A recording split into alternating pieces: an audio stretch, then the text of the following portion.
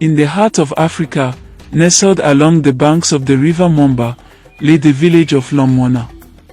The village thrived amidst lush green fields and thick, ancient forests, its people living harmoniously with nature.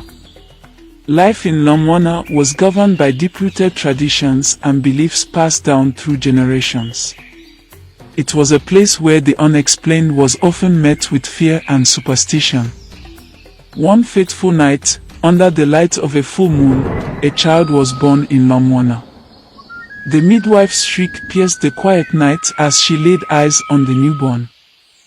The boy, named Kendi, was healthy and strong, but he had something that no one in the village had ever seen before, a small, fleshy tail protruding from the base of his spine. Word of Kendi's unusual feature spread like wildfire through the village. The elders, steeped in ancient lore, gathered to discuss the child's fate. They believed that Kendi's tail was a bad omen, a curse that would bring misfortune upon Lomwona. Some called for the child to be abandoned in the forest, but his mother, Amina, a strong-willed and loving woman, refused to let her son be cast out.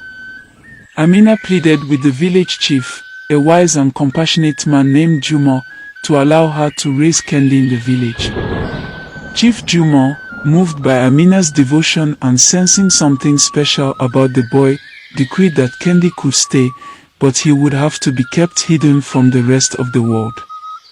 Years passed, and Kendi grew up secluded, his only companions being his mother and the occasional visit from Chief Jumo. Despite his isolation, Kendi was a bright and curious child, with an innate understanding of nature. He could communicate with animals and had an uncanny ability to heal wounds with herbs and plants.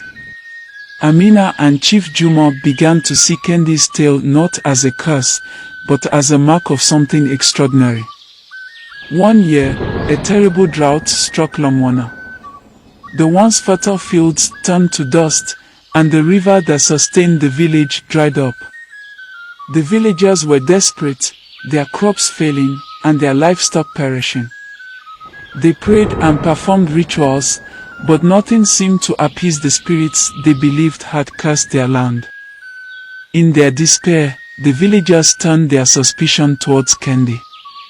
They believed that his presence was the cause of their suffering. Fearing for his life, Amina took Kendi deep into the forest, where they found refuge in a hidden cave. There, Kendi discovered an underground spring, its water pure and cool. He realized that this spring could be the key to saving his village. With Chief Jumo's help, Amina and Kendi devised a plan. They would lead the villagers to the spring, but they needed to convince them that Kendi was not a curse, but their salvation. One night, under the cover of darkness, they returned to the village and gathered the elders. Kendi, standing tall and unafraid, spoke to the villagers.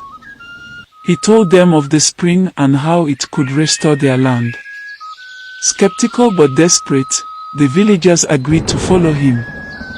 Kendi led them through the dense forest to the hidden spring. As they drank the cool, life-giving water, the elders began to understand that Kendi was not a bringer of misfortune, but a gift to their village. The spring's water revitalized Lomwona. The fields turned green once more, and the river flowed with abundance. The villagers, who had once shunned Kendi, now revered him. They saw his tail not as a curse, but as a symbol of his unique connection to the land and its mysteries.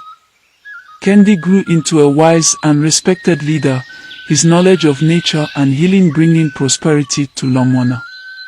The village thrived under his guidance, and the story of the boy with the tail who saved his people became a cherished legend, passed down through generations as a testament to the power of acceptance and the true nature of blessings disguised as curses. Years later, as Chief Jumo lay on his deathbed, he called for Kendi. The old chief had no children of his own and had always seen Kendi as the future of Lomwona. With his dying breath, he declared Kendi the new chief of the village. As the sun rose the following day, the villagers gathered to witness Kendi's coronation. Draped in the ceremonial robes of his ancestors, Kendi stood before his people. He accepted the mantle of leadership with humility and a promise to guide them with wisdom and compassion. Under King Kendi's rule, Lamona flourished like never before. He established schools to educate the young, clinics to care for the sick, and policies to ensure that the resources of the land were used sustainably. His ability to commune with nature and understand its secrets brought unprecedented prosperity and harmony to the village. Kendi's tale, once a symbol of fear, became a revered emblem of hope and renewal.